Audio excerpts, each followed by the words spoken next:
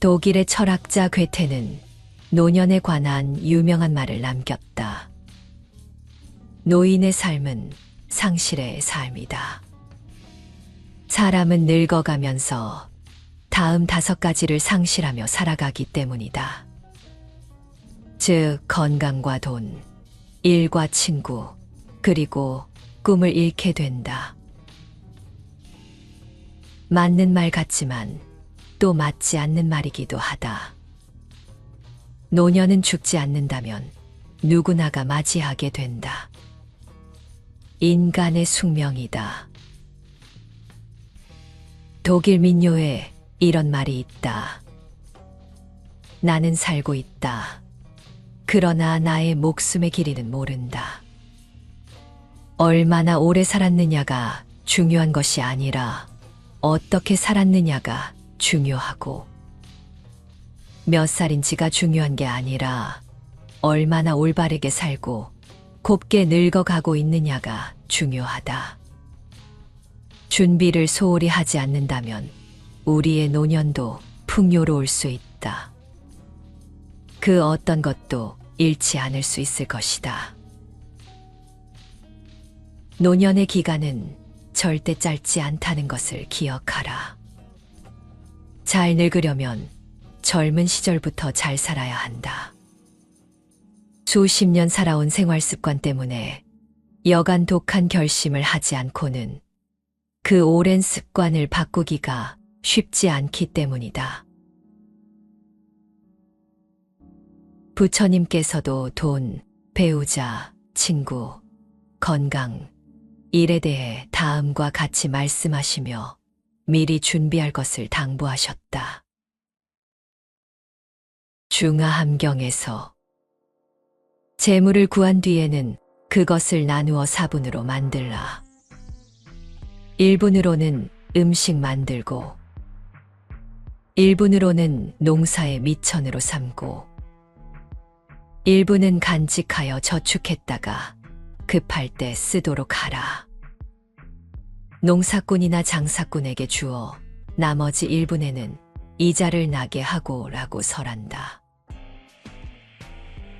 수입을 크게 4등분해 4분의 1은 자기 살림 살고 4분의 1은 자기 하는 일에 재투자하라고 했다.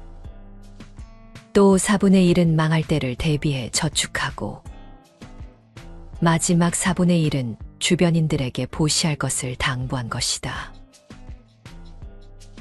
재산을 나눠주고 무소유의 삶에 살라고 하신 것이 아니다. 부처님은 죽음의 고통보다 가난으로 인한 고통이 더 크다라고 하셨다. 어떤 법을 괴로움이라 하느냐? 이른바 빈궁이다. 어떤 괴로움이 가장 크겠는가? 이른바 빈궁의 괴로움이다. 죽는 괴로움과 가난한 괴로움 2가지가 모두 다름이 없으나 차라리 죽는 괴로움 받을지언정 빈궁하게 살지 않으리. 금색왕경에 나오는 말이다. 부지런히 벌처럼 돈을 벌라고 하시며 돈 버는 방법까지 구체적으로 제시하셨다. 재물을 얻으면 먼저 자신을 위해 쓰고 남는 것을 보시하라 하셨으니 우리 자신을 위해 재물이 얼마나 필요한 것인지를 말씀하신 것이다. 세상에서 누릴 수 있는 복 중에서 가장 으뜸은 만남의 복이다. 배우자와 그리고 친구 간의 만남은 으뜸이 아닐 수 없다. 부부는 평생의 동반자이고 친구는 인생의 동반자이기 때문이다. 부부는 지극한 인연으로 맺어진 도반이다. 그러니 배우자가 어찌 귀하지 않을 수 있겠는가? 행여 배우자가 너무나 실망스럽다고 해도 그 속에서 내가 바르고 선량하고 이로운 업을 짓도록 노력해야 한다. 그저 참고 살라는 뜻이 아니다. 어떻게 하면 나와 배우자와 자식들이 조금 더 행복하게 살 수 있을지를 현실적으로 긍정적으로 생각하면서 용기를 내고 지혜를 모아야 한다는 것이다. 그렇다면 실망스럽고 원망스러운 배우자가 뜻밖에도 내 마음 공부를 돕고 지혜를 키우도록 도와주는 아주 고마운 도반이 된다. 나이가 들수록 곁에는 서로만 남게 된다. 자식도 소용없다. 무량수경에 이런 말이 나온다. 부자간에, 형제간에, 부부간에, 친족간에 항상 서로 사랑하여 시기하거나 증오하지 말라. 안색은 항상 화평하게 하고 서로 멀리 있어도 걱정하는 마음을 가지라. 아버지의 사랑은 무덤까지 이어지고 어머니의 사랑은 영원까지 이어진다. 그러나 진정한 수행자의 자비는 그 영원까지 뛰어넘는다. 인생의 동반자인 친구는 어떠할까? 나이 들면서 많은 친구는 필요하지 않다. 친구가 있다고 해서 외롭지 않은 것이 아니다. 그러나 적어도 남은 인생을 함께 나누고 즐길 수 있는 한두 명의 편한 친구가 있다면 좋지 않을까. 진실하고 강한 우정을 쌓는 사람이 건강하고 아름답고 행복하게 살며 활기찬 인생을 살아간다. 한 사람의 평생을 행복하게 살아가는데 필요한 것 중 가장 위대한 것은 친구라 했다. 그렇다고 아무나 사귀어서는 안 된다. 아무에게나 기대어 내 삶을 다른 이에게 맡길 필요는 없다. 친구가 될 만한지를 보라. 그렇지 않거든 아예 만나지 않는 것이 낫다. 친구들에게 허풍이나 떨면서 조금도 실천하지 않는 사람. 기회만 있으면 절교할 것을 생각하며 상대방의 결점만 노리는 사람. 이런 사람은 참된 친구가 아니다. 그러나 자식이 어머니에게 의지하듯 서로 의지하는 사람은 진정한 친구이니 이런 우정은 누구도 둘 사이를 갈라놓을 수 없다. 좋은 벗이란 상대방의 잘못을 보면 일깨워주고 좋은 일을 보면 마음속 깊이 기뻐하며 괴로움에 처했을 때 서로 버리지 않으며 이익을 분배하고 상대방에게 직업을 갖게 하고 늘 어진 생각을 합니다.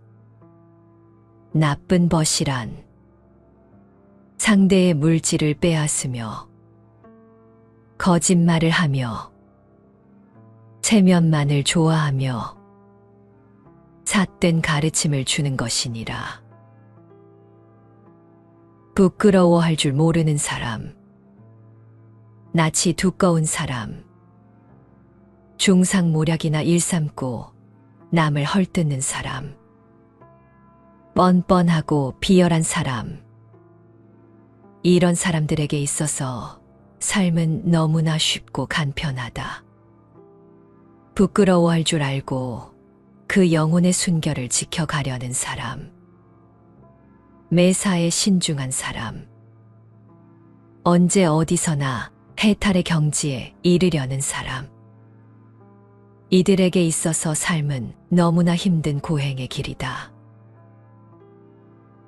벗을 사귀는데 마땅히 5가지 조심할 것이 있으니 옳지 못한 것을 보거든 조용히 타일러서 고치게 하며 작은 것이라도 급한 일을 당하거든 달려가서 도와주며 개인적으로 이야기한 것들을 남에게 퍼뜨리지 말며 항상 공경하는 마음으로 사랑하고 칭찬하며 가지고 있는 물건 가운데 좋은 것이 있을 때는 적든 많든 서로 나누어 가져야 한다.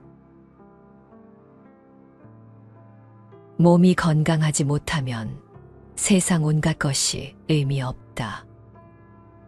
어떤 명예와 지위로도 병을 이길 순 없다. 건강은 건강할 때 신경을 써야 한다. 부처님은 건강하게 사는 법에 대해 어떻게 말씀하셨을까? 음식의 양을 초과해 먹어서는 안 되며 기력을 도와 이롭게 하는데 그쳐야 한다고 가르치신다. 즉, 과식을 하지 말고 적게 먹으라는 뜻이다. 부처님은 또 몸을 절제하여 때에 맞추어 먹음으로써 깨끗하게 살아가야 한다고 가르치신다. 세 끼 식사를 함에 있어서 정해진 시간에 규칙적으로 먹으라는 가르침이다. 부처님께서 기원정사에 계실 때의 일이다. 고살라국의 파세나디 왕이 찾아왔다. 왕이 부처님에게 절하고 물러나 앉아 있었는데 땀을 흘리면서 숨이 차 씩씩거렸다. 부처님은 파세나디 왕에게 이르시길, 항상 음식을 대할 때 절제해 양을 조절하시오.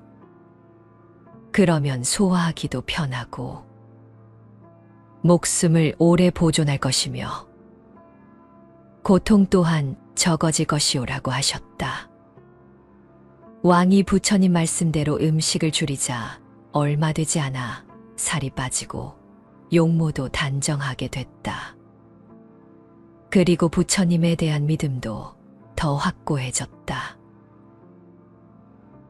부처님은 걷는 일에는 5가지 미덕이 있다고 하셨다. 첫째는 달릴 수 있고, 둘째는 몸에 활력이 있고, 셋째는 졸음을 쫓을 수 있고, 넷째는 음식의 소화가 잘 되고, 다섯째는 선정의 마음을 얻기 쉬움이다 라고 말씀하셨다. 부처님 당시 수행자들이 수행에만 몰두하면서 운동을 하지 않자 건강을 유지해야 수행을 할 수 있다며 설한 것이다. 부처님께서는 목욕을 하면 좋은 점을 이렇게 말씀하셨다. 목욕을 하면 7가지 복을 얻으니, 하나는 4대의 병이 없어서 용맹하고 건강한 것이고, 둘은 생김새가 분명하고 단정한 것이고, 셋은 몸에 항상 향내가 나고, 넷은 몸이 살찌고 윤택한 것이고, 다섯은 사람에게 호감을 주어 스스로 복이 되는 것이고, 여섯은 입과 이가 깨끗하고 좋아지는 것이고, 일곱은 의복이 항상 더럽지 않은 것이다. 부처님은 사람이 병들게 되는 데는 10가지 원인이 있다고 말씀하신다. 첫째는 오래 앉아 눕지 않는 일이요. 둘째는 먹는데 절제가 없는 일이요. 셋째는 근심하는 일이요. 넷째는 몹시 지치는 일이요. 다섯째는 애욕에 빠지는 일이요. 여섯째는 성내는 일이요. 일곱째는 대변을 참는 일이요. 여덟째는 소변을 참는 일이요. 아홉째는 내쉬는 숨을 참는 일이요. 열째는 들이쉬는 숨을 참는 일이다. 절제하는 삶은 건강에 큰 영향을 미친다. 특히 부처님은 마음 수행과 몸의 건강을 함께 챙겨야 함을 강조하셨다. 일상생활에서 밥 먹고 잠자고 걸어다니는 모든 것에 대해서 이렇게 가르침을 내리셨다. 제일 곤란한 사람이 배움이 적어 이익이 없는 사람이다. 하는 일마다 장애가 따르고 번번이 실패하는 사람은 잘 헤아려 봐야 한다. 시간이 흐를수록 사람은 고정관념에 사로잡혀 버리고 나도 모르는 사이 모든 사물을 나의 틀에 가두어 보기 시작한다. 이로 인해 한정된 정보만을 보게 되고 그 결과로 편견을 가지게 되는 것이다. 지식은 허망하지 않아서 이 생에 잘 배우면 다음 생도 그만큼 밝게 시작할 수 있다. 배우면 모든 것이 좋아지고 아름답고 그 속에 삶의 즐거움이 있다. 어떤 노인이 생각해 보니까 이제 세상도 살 만큼 살았고 머지않아 죽을 텐데 내가 죽기 전에 가슴에 훌륭한 가르침을 새기고 나머지 시간을 보내야겠다 싶어 부처님을 찾아가서 부처님, 제가 살 날이 이제 얼마 남지 않은 것 같습니다. 제가 죽을 때까지 가슴에 깊이 새기고자 하는 가르침을 한 말씀 듣기를 원하오니 한 말씀 부탁드리겠습니다. 하였다. 부처님께서 말씀하셨다. 몸은 늙어도 마음까지 늙지 말 것이며 몸은 병들어도 마음까지 병들지 말 것이며 몸은 죽어도 마음까지 죽지 말지어다. 어떻게 하면 그렇게 할 수 있겠습니까? 노인이여, 사람이 몸이 늙고 병들고 죽을 때 마음이 늙고 병들고 죽지 않으려면 배워야 합니다. 공자께서 말씀하셨다. 세 사람이 길을 가면 반드시 나의 스승이 있으니 그 중에 선한 자를 가려서 따르고 그 선하지 못한 자를 가려서 자신의 잘못을 고쳐야 한다. 사미능 필요하사는 논어에 나오는 구절로 세 사람이 길을 가면 반드시 나의 스승이 있다는 뜻이다. 이것은 반드시 선하고 훌륭한 자만이 스승이 된다는 뜻은 아니지만 악한 자나 어린아이에게도 배울 것이 있다는 의미를 내포하고 있다. 우리 속담에 3살 먹은 어린아이에게도 배울 것이 있다는 말이 있다. 배울 자세가 어떤지에 따라 스스로 얻어지는 폭도 다를 것이다. 불치함은 즉 아랫사람에게 묻는 것을 부끄럽게 여기지 아니함을 말한다. 세상살이 경험이 많은 자가 세상을 더 적게 살아온 손 아랫사람에게 묻는 것이 부끄러울 수 있음이 당연하다. 그러나 나이가 적다고 하여 나보다 지혜롭지 않다고 할 수 있겠는가? 세상살이 경험은 적더라도 나보다 지혜롭고 사리분별에 바른 자가 있다면 부끄러움이 자연스레일더라도 물어야 한다. 그것이 바로 지혜로운 것이다.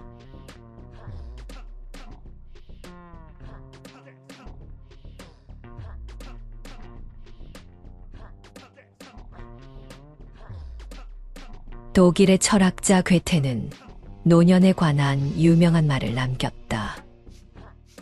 노인의 삶은 상실의 삶이다. 사람은 늙어가면서 다음 5가지를 상실하며 살아가기 때문이다. 즉, 건강과 돈, 일과 친구, 그리고 꿈을 잃게 된다. 맞는 말 같지만 또 맞지 않는 말이기도 하다. 노년은 죽지 않는다면 누구나가 맞이하게 된다. 인간의 숙명이다. 독일 민요에 이런 말이 있다. 나는 살고 있다. 그러나 나의 목숨의 길이는 모른다. 얼마나 오래 살았느냐가 중요한 것이 아니라 어떻게 살았느냐가 중요하고, 몇 살인지가 중요한 게 아니라 얼마나 올바르게 살고 곱게 늙어가고 있느냐가 중요하다. 준비를 소홀히 하지 않는다면 우리의 노년도 풍요로울 수 있다. 그 어떤 것도 잃지 않을 수 있을 것이다. 노년의 기간은 절대 짧지 않다는 것을 기억하라. 잘 늙으려면 젊은 시절부터 잘 살아야 한다.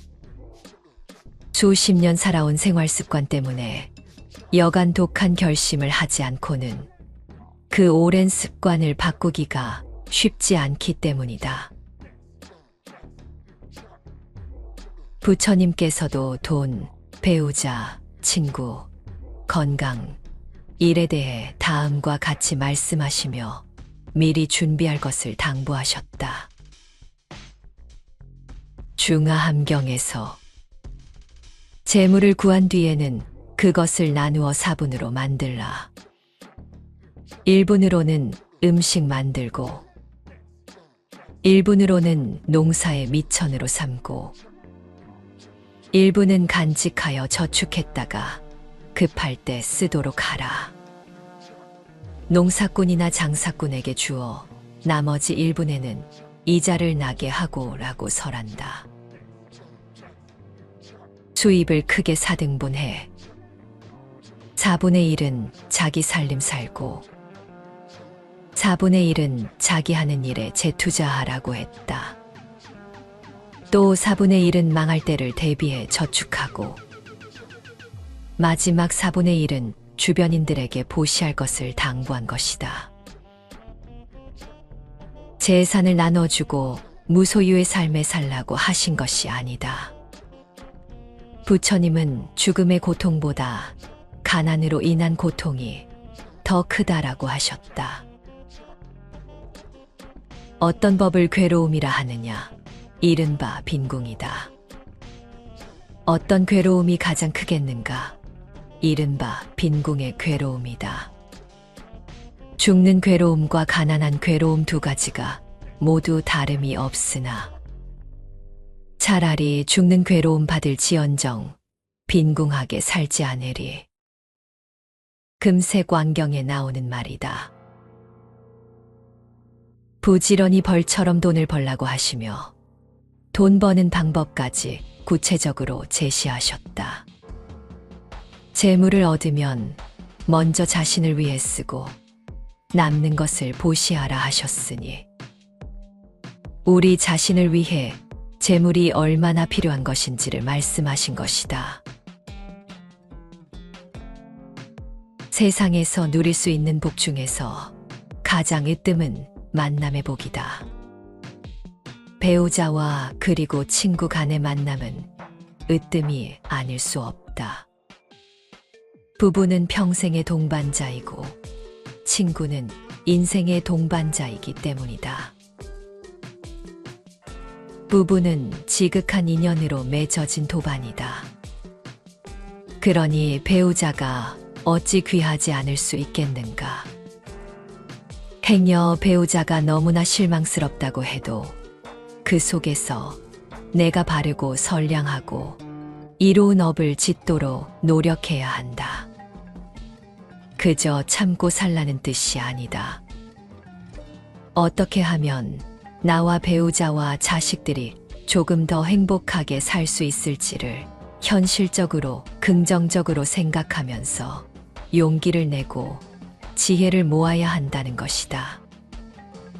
그렇다면 실망스럽고 원망스러운 배우자가 뜻밖에도 내 마음 공부를 돕고 지혜를 키우도록 도와주는 아주 고마운 도반이 된다.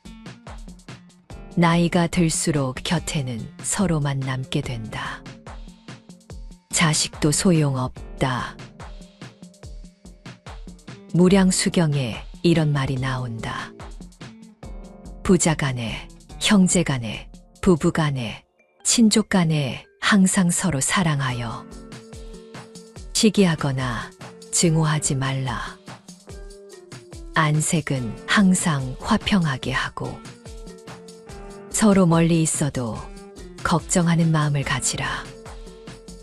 아버지의 사랑은 무덤까지 이어지고 어머니의 사랑은 영원까지 이어진다. 그러나 진정한 수행자의 자비는 그 영원까지 뛰어넘는다.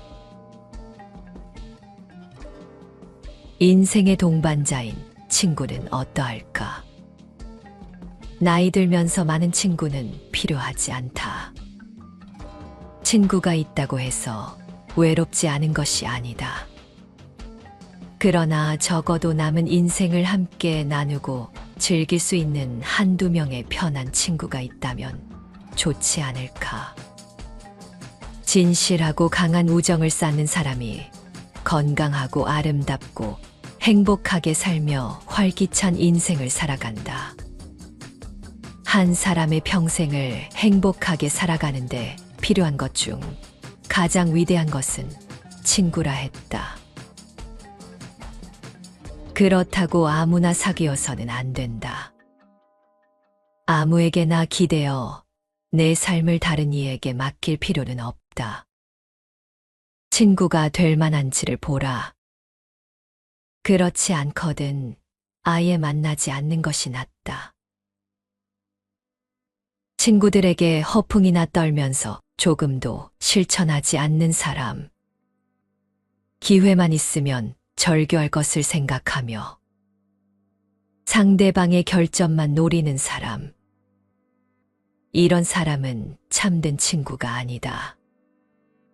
그러나 자식이 어머니에게 의지하듯 서로 의지하는 사람은 진정한 친구이니 이런 우정은 누구도 둘 사이를 갈라놓을 수 없다. 좋은 벗이란 상대방의 잘못을 보면 일깨워주고 좋은 일을 보면 마음속 깊이 기뻐하며 괴로움에 처했을 때 서로 버리지 않으며 이익을 분배하고 상대방에게 직업을 갖게 하고 늘 어진 생각을 합니다. 나쁜 벗이란 상대의 물질을 빼앗으며 거짓말을 하며 체면만을 좋아하며 삿된 가르침을 주는 것이니라. 부끄러워할 줄 모르는 사람, 낯이 두꺼운 사람, 중상모략이나 일삼고 남을 헐뜯는 사람, 뻔뻔하고 비열한 사람, 이런 사람들에게 있어서 삶은 너무나 쉽고 간편하다. 부끄러워할 줄 알고 그 영혼의 순결을 지켜가려는 사람, 매사에 신중한 사람, 언제 어디서나 해탈의 경지에 이르려는 사람, 이들에게 있어서 삶은 너무나 힘든 고행의 길이다. 벗을 사귀는데 마땅히 5가지 조심할 것이 있으니 옳지 못한 것을 보거든 조용히 타일러서 고치게 하며 작은 것이라도 급한 일을 당하거든 달려가서 도와주며 개인적으로 이야기한 것들을 남에게 퍼뜨리지 말며 항상 공경하는 마음으로 사랑하고 칭찬하며 가지고 있는 물건 가운데 좋은 것이 있을 때는 적든 많든 서로 나누어 가져야 한다. 몸이 건강하지 못하면 세상 온갖 것이 의미 없다. 어떤 명예와 지위로도 병을 이길 순 없다. 건강은 건강할 때 신경을 써야 한다. 부처님은 건강하게 사는 법에 대해 어떻게 말씀하셨을까? 음식의 양을 초과해 먹어서는 안 되며 기력을 도와 이롭게 하는데 그쳐야 한다고 가르치신다. 즉, 과식을 하지 말고 적게 먹으라는 뜻이다. 부처님은 또 몸을 절제하여 때에 맞추어 먹음으로써 깨끗하게 살아가야 한다고 가르치신다. 세 끼 식사를 함에 있어서 정해진 시간에 규칙적으로 먹으라는 가르침이다. 부처님께서 기원정사에 계실 때의 일이다. 고살라국의 파세나디 왕이 찾아왔다. 왕이 부처님에게 절하고 물러나 앉아 있었는데 땀을 흘리면서 숨이 차 씩씩거렸다. 부처님은 파세나디 왕에게 이르시길, 항상 음식을 대할 때 절제해 양을 조절하시오. 그러면 소화하기도 편하고 목숨을 오래 보존할 것이며 고통 또한 적어질 것이오라고 하셨다. 왕이 부처님 말씀대로 음식을 줄이자 얼마 되지 않아 살이 빠지고 용모도 단정하게 됐다. 그리고 부처님에 대한 믿음도 더 확고해졌다. 부처님은 걷는 일에는 5가지 미덕이 있다고 하셨다. 첫째는 달릴 수 있고, 둘째는 몸에 활력이 있고, 셋째는 졸음을 쫓을 수 있고, 넷째는 음식의 소화가 잘 되고, 다섯째는 선정의 마음을 얻기 쉬움이다 라고 말씀하셨다. 부처님 당시 수행자들이 수행에만 몰두하면서 운동을 하지 않자 건강을 유지해야 수행을 할 수 있다며 설한 것이다. 부처님께서는 목욕을 하면 좋은 점을 이렇게 말씀하셨다.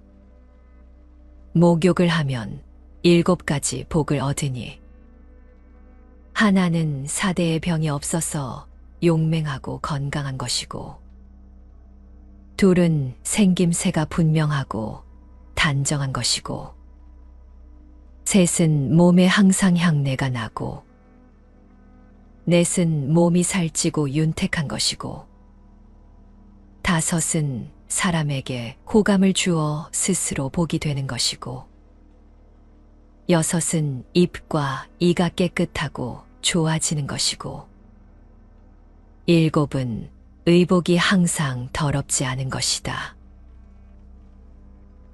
부처님은 사람이 병들게 되는 데는 10가지 원인이 있다고 말씀하신다. 첫째는 오래 앉아 눕지 않는 일이요.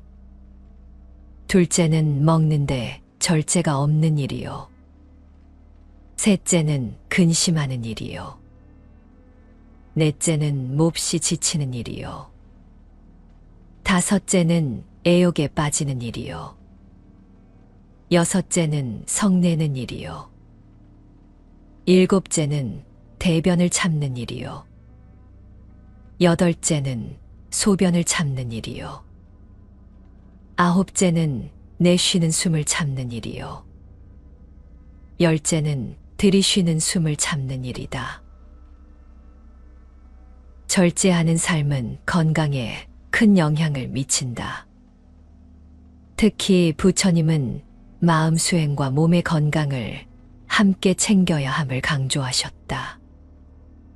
일상생활에서 밥 먹고 잠자고 걸어다니는 모든 것에 대해서 이렇게 가르침을 내리셨다. 제일 곤란한 사람이 배움이 적어 이익이 없는 사람이다. 하는 일마다 장애가 따르고 번번이 실패하는 사람은 잘 헤아려 봐야 한다. 시간이 흐를수록 사람은 고정관념에 사로잡혀 버리고 나도 모르는 사이 모든 사물을 나의 틀에 가두어 보기 시작한다. 이로 인해 한정된 정보만을 보게 되고 그 결과로 편견을 가지게 되는 것이다. 지식은 허망하지 않아서 이 생에 잘 배우면 다음 생도 그만큼 밝게 시작할 수 있다. 배우면 모든 것이 좋아지고 아름답고 그 속에 삶의 즐거움이 있다. 어떤 노인이 생각해 보니까 이제 세상도 살 만큼 살았고 머지않아 죽을 텐데 내가 죽기 전에 가슴에 훌륭한 가르침을 새기고 나머지 시간을 보내야겠다 싶어 부처님을 찾아가서 부처님, 제가 살 날이 이제 얼마 남지 않은 것 같습니다. 제가 죽을 때까지 가슴에 깊이 새기고자 하는 가르침을 한 말씀 듣기를 원하오니 한 말씀 부탁드리겠습니다. 하였다. 부처님께서 말씀하셨다. 몸은 늙어도 마음까지 늙지 말 것이며 몸은 병들어도 마음까지 병들지 말 것이며 몸은 죽어도 마음까지 죽지 말지어다. 어떻게 하면 그렇게 할 수 있겠습니까? 노인이여, 사람이 몸이 늙고 병들고 죽을 때 마음이 늙고 병들고 죽지 않으려면 배워야 합니다. 공자께서 말씀하셨다. 세 사람이 길을 가면 반드시 나의 스승이 있으니 그 중에 선한 자를 가려서 따르고 그 선하지 못한 자를 가려서 자신의 잘못을 고쳐야 한다. 사미능필요하사는 논어에 나오는 구절로 세 사람이 길을 가면 반드시 나의 스승이 있다는 뜻이다.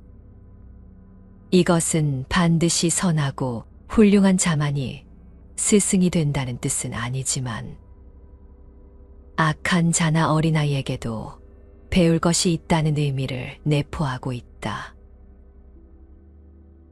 우리 속담에 3살 먹은 어린아이에게도 배울 것이 있다는 말이 있다. 배울 자세가 어떤지에 따라 스스로 얻어지는 폭도 다를 것이다. 불치함은 즉 아랫사람에게 묻는 것을 부끄럽게 여기지 아니함을 말한다. 세상살이 경험이 많은 자가 세상을 더 적게 살아온 손 아랫사람에게 묻는 것이 부끄러울 수 있음이 당연하다. 그러나 나이가 적다고 하여 나보다 지혜롭지 않다고 할 수 있겠는가? 세상살이 경험은 적더라도 나보다 지혜롭고 사리분별에 바른 자가 있다면 부끄러움이 자연스레일더라도 물어야 한다. 그것이 바로 지혜로운 것이다.